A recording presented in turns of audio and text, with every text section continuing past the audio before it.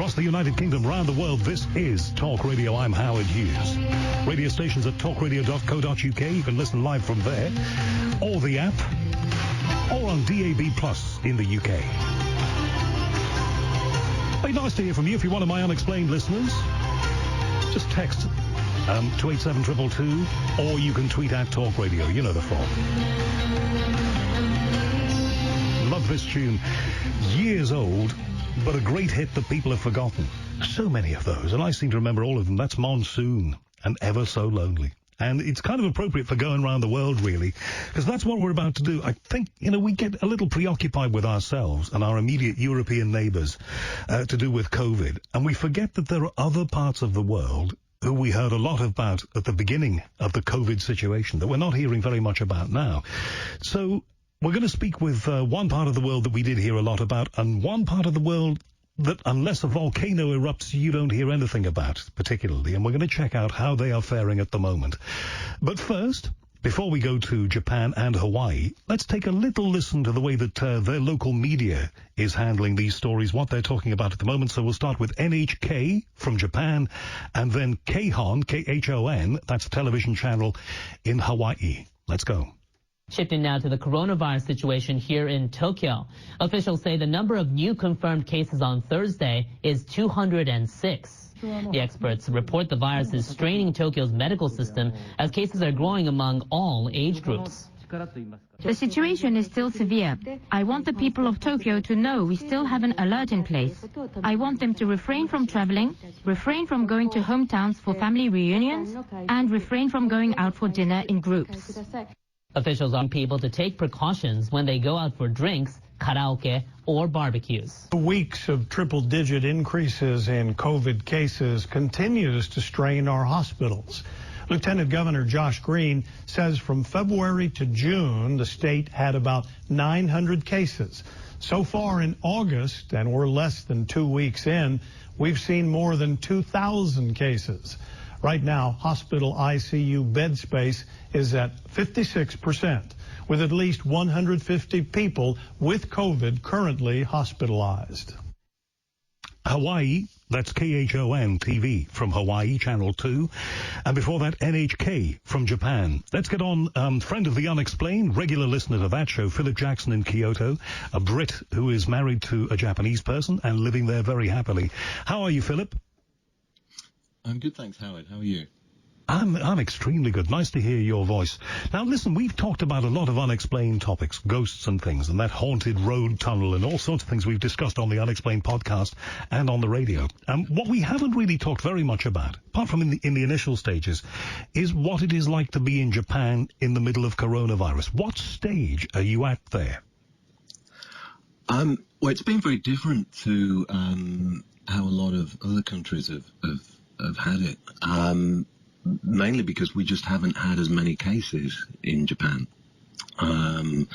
Whatever reason, there's been a few reasons put forward for that, but we had a state of emergency in April and May, and at that time the number of cases was only reaching maybe 400 or 500 a day across the country.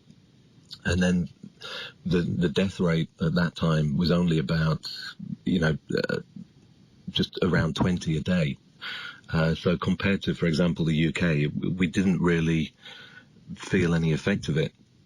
And then the state of emergency was lifted in June, and everybody started going back to a sort of sense of normality. But we seem to be on what you would call a second wave at the moment. And we've got more cases, daily infection cases at the moment than we had during the state of emergency. But what's a little bit unexpected is that even though the number of cases is probably double now than it was in the state of emergency, the death rate is half of what it was, so it doesn't really tally up. So it's a little bit confusing. Does that mean that your health system there, and from what I hear, you can tell me the Japanese health system is very good. Does that mean that your health system has found ways of dealing with coronavirus cases? So simply, you may have more cases, but fewer people will die from them. That could be one of the reasons. As I say, there's been a few reasons put forward, but it's a little bit confusion as to what the exact reason is. But our health system here is very similar to the NHS in the UK, and it is a good system. But it may well have been that when we had the first wave in May and April, they got a good handle on how to treat it, and now the second wave's come through, that they're managing to keep on top of it. Okay, are you personally, you and your wife, are you personally concerned about it? It's interesting because the longer it goes on where how it is at the moment, in that the death rate seems to be keeping low, the longer that goes on, the less people seem to be concerned about it, and you start to feel a little bit safer about it. But I mean, our personal situation is that we haven't been, as you know, I'm in Kyoto, and it's a big tourist place, but we haven't been going into the center at weekends, or we haven't been going to places where there may well have been a crowd. So we've been taking our own precautions. And I think there's another idea that was put forward as well with regards to mask wearing. Japan is a country that is, as a culture, wearing a mask is almost part of the norm. Well, Japanese tourists were coming to London wearing masks a couple of years ago, and I always guessed that was because you've been through the SARS and the MERS experience, if you had been through MERS, but I know you've been through SARS, and that's just part of the culture. Yeah, I mean, to the point where wearing a mask, even before this, people would wear a mask as a fashion item, and you can buy masks from the shops with all kinds of different designs, and people, you might see somebody with a mask and you say, are you sick? And they say, no, it's just fashion. It's just, so pretty much everybody is wearing masks and have been from before the coronavirus situation. And what do it is quite interesting. Philip, what do they think about us here in the UK? Some people who don't want to wear what they call a muzzle, and they've resisted, and the government's now increasing the maximum fines for repeat offenders to £3,200 if people repeatedly and persistently refuse to wear a mask when they should. And the United States, where there are people who hold demonstrations about masks, in fact we even had one of those in the UK. What do people in Japan, which is a very conformist, and that's been part of its success, a very conformist society, what do people make of the way that things are here? I don't think we hear much about it, to be honest. I see what's going on because I'm usually checking the UK news sites, such as BBC, and I see what's happening. And usually I can see online when, for example, TalkRadio put a question on Twitter and how people respond to that.